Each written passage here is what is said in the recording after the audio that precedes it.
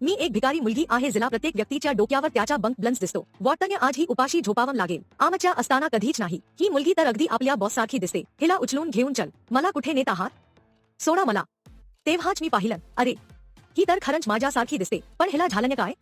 ही कोमामध्ये आहे. एके दिवशी आमच्या बॉस ऑफिसमधून घरी जात होती तेव्हा कुणीतरी गाडीने तिचा अपघात केला आणि तिच्या सावत्र बहिणीने कंपनीवर कब्जा करण्यासाठी एक मीटिंग बोलावली आहे. जर ती वेळेवर मीटिंगला पोहोचली नाही तर कंपनी तिच्या सावत्र बहिणीला मिळेल. म्हणून तुला तिची भूमिका निभावावी लागेल. सॉरी, मी हे करू शकत नाही. जर तू होकार दिलास तर या कार्डमधले सगळे पैसे तुझे. इतके पैसे?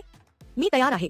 नंतर पूजाने मला बॉसचे सगळे हावभाव आणि सवयी नीट शिकवल्या. माझी बहीण गायब आहे आणि आमच्या कंपनीला बॉसची खूप गरज आहे. म्हणून मीच बॉस बनते. लेली, काळजी करू नकोस. मी परत आले आहे. हे कसं शक्य आहे?